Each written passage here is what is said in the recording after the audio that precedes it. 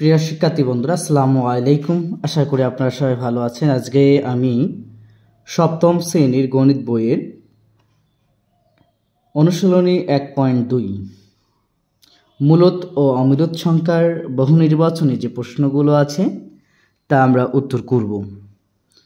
এখানে 1 নম্বরে 289 ভাগ 361 এর বর্গমূল কত? আমাদের অ্যান্সার হচ্ছে খ নাম্বার 17 ভাগ 19। আমরা এটাকে কিভাবে এটার বর্গমূল পাইলাম সেটা আমরা কি করব একটু দেখব।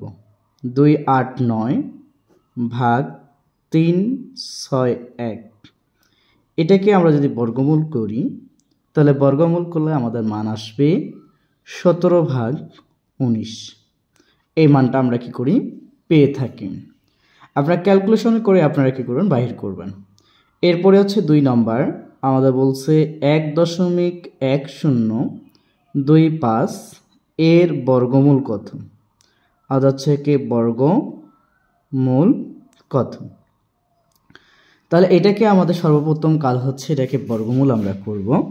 তাহলে এটাকে বর্গমূল করার জন্য 1.1025 এটাকে বর্গমূল করার জন্য প্রথমে আমাদের কি করতে হবে 1 দ্বারা ভাগ করলে আমাদের মান আসে কে পাওয়া গেল 1। এটা লেখার প্রয়োজন হয় না। এরপরে আমাদের 2 ঘর বাদ নিতে হয়, 2 ঘর ধরে নিতে হয় বর্গমূলের করার সময়। এটা নিয়েও আমরা পরবর্তীতে জানব। এটি হচ্ছে 10 25 আমাদের 2টি করে নিলাম আমরা। নেওয়ার পরে এটাকে আমাদের 1-এর কি করতে হবে ডাবল। 1-এর ডাবল হচ্ছে 2। যেহেতু এখানে আমরা কত 2 ঘর নিয়েছি এই জন্য একটা আমরা শূন্য পাবো।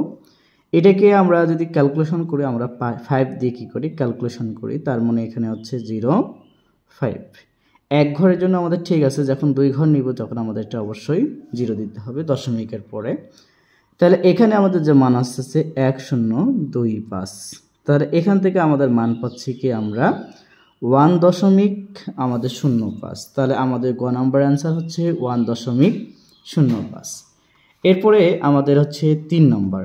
3 নম্বর কথা বলা হচ্ছে কি আমরা 3 নম্বর সম্পর্কে একটু কি করব ধারণা রাখব। আমাদের 3 নম্বর প্রশ্নে বলছে একটি মূলদ সংখ্যা হচ্ছে এটা 0, এটা 5, এটা হচ্ছে 5/2। এটাই শুধুমাত্র একটু জানে রাখবো শূন্য। যেহেতু শূন্য সকল স্বাভাবিক সংখ্যা ভগ্নাংশ সংখ্যা হচ্ছে আমাদের মূলদ।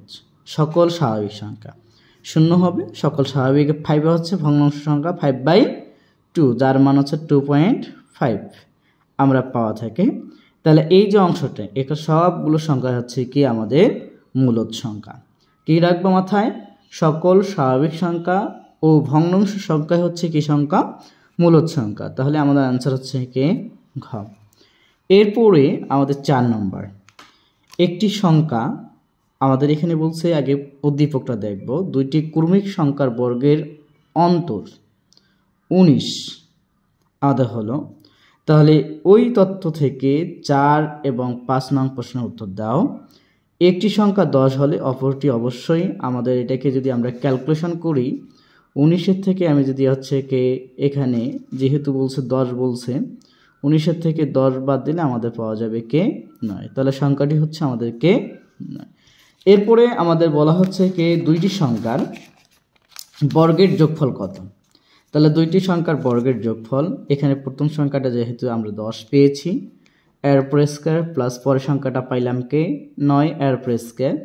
10-এর উপরে আমরা স্কয়ার দিলে 10 দশম আসে আমাদের 100 প্লাস 9-এর উপর স্কয়ার দিলে আমাদের পাওয়া যায় কে 81। তাহলে মোটের উপর হচ্ছে কে আমাদের 100 কি আসবে 81 আসবে। তাহলে আমরা এটাকে ক্যালকুলেশন করে পাইলাম 2টি সংখ্যার বর্গের যোগ কত, আমাদের হচ্ছে কে 181। এরপরে আমাদের যে কথাটি বলা হচ্ছে 6 নম্বর প্রশ্নটা আমরা দেখব। 0.01 এর বর্গমূল নিচের আমাদের কোনটি? এটাকে বর্গমূল করার জন্য আমাদের অবশ্যই একটু আগে আমরা একটা বর্গমূলের নিয়ম করলাম, তাই ওই অনুপাতে আমরা কি করব 0.01 এর বর্গমূল করলে, যেহেতু আমাদের আছে এখানে 0 আছে এই জন্য 0 নিলাম। 2 ঘরের জন্য আমাদের হচ্ছে কে এখানে পাচ্ছি, এটাকে যদি আমরা ক্যালকুলেশন করি শূন্যের দাম থাকে না, একককে আমরা কি পাই 1। তাহলে আমার এটা বর্গমূল করে এটার মান পাইলাম 0.1 হচ্ছে কি 1। তাহলে আমাদের 6 নম্বর হচ্ছে 0. কি পাওয়া গেল 1 পাওয়া গেল। এরপরে আমাদের হচ্ছে 7 নম্বর প্রশ্ন, কোন সংখ্যা একক স্থানীয় অঙ্ক 2 বা 8 তার বর্গ সংখ্যা একক স্থানীয় অঙ্ক হবে। তাহলে আমরা যদি এখানে কি করি 2 অথবা বলছে 8 বলছে 2 এবং কি বলছে 8, 2 এর উপরে আমরা যদি স্কয়ার করি তাহলে 2 ইন্টু কি পাবো 2 ইকুয়াল টু পাচ্ছি আমরা কে 4। 8 এর উপরে স্কয়ার করলে 8 ইন্টু 8 ইকুয়াল এখানে পাচ্ছি আমরা কে 64। তাহলে এখানে একক স্থানীয় হচ্ছে 4 এবং 10, এখানে হচ্ছে কি আমাদের 8 এর উপর বর্গ করলে যেটা পাওয়া যায় সেটা হচ্ছে কি আমাদের 4 হয়। তাহলে একক স্থানীয়গুলো আমাদের 4 হয়েছে, তাই আমাদের 7-এর অ্যান্সার হচ্ছে 4। অপরদিকে আমাদের আরেকটা মান আমরা কি করব দেখব। 8 নাম্বার প্রশ্ন আমাদের বলা হয়েছে 3 গুণিত 7 গুণিত 5 গুণিত 7 গুণিত হচ্ছে কে 3 কে কত দ্বারা গুণ বা ভাগ করলে পূর্ণ বর্গ সংখ্যা পাওয়া হবে। এটাকে আমরা দুইটা নিয়মে করতে পারি। এক যেমন হচ্ছে 3 গুণিত হচ্ছে কে 3, হ্যাঁ, গুণিত হচ্ছে 5, হ্যাঁ, গুণিত আমরা পাচ্ছি কে 7 গুণিত 7। তাহলে এখানে 3 এর উপরে স্কয়ার আসে, গুণিত 5 গুণিত হচ্ছে কে 7 এর উপরে স্কয়ার। তাহলে এটা যদি ভাগ করি 5 দ্বারা তাহলে পূর্ণবর্গ সংখ্যা আমরা কি করে পাওয়া যাবে। তাহলে এখান থেকে আমাদের মান হলো কে 5। আবার এখানে লিখতে পারি 3 গুণিত 7 গুণিত হচ্ছে 5 গুণিত 7 গুণিত কত আসবে 3। এটাকেও আমরা পাচ্ছি 3 গুণিত হচ্ছে 3, আবার হচ্ছে কি এখানে গুণিত আছে 5 গুণিত কি লিখতে পারি আমরা 5 গুণিত 7 গুণিত 7। তাহলে এখানে আমরা কি করলাম গুণ করলাম, এখান থেকে একটা নতুন করে গুণ করেছি কত 5। তাহলে এখানে হচ্ছে গুণ অথবা ভাগ করলে সেটা হচ্ছে 5 হবে। নিচের কোনটি হচ্ছে অমূলদ সংখ্যা? আমাদের মূলদ সংখ্যা এবং অমূলদ সংখ্যার একটা মান আছে, যে সকল সংখ্যাকে বর্গমূল করলে একটি নির্দিষ্ট সংখ্যক মান পাওয়া যায় তাদেরকে আমরা কি বলি মূলদ সংখ্যা বলি, আর যেগুলো মান পাওয়া যায় না এগুলোকে আমরা কি বলছি অমূলদ সংখ্যা বলছি। এখানে যদি আমি 2 এর উপর বর্গমূল করি একটা নির্দিষ্ট মান পাওয়া যাবে না। এখানে 9 এর উপর বর্গমূল করলে আমাদের হচ্ছে 3 পাওয়া যায়, 16 এর উপর বর্গমূল করলে আমাদের পাওয়া যায় 4 এবং 25 এর উপর বর্গমূল করলে আমাদের মান পাওয়া যাচ্ছে 5। তাহলে এগুলো হচ্ছে মূলদ সংখ্যা, কিন্তু √2 এটা হচ্ছে কি অমূলদ সংখ্যা, কারণ এখানে একটা নির্দিষ্ট মান পাওয়া যায় না।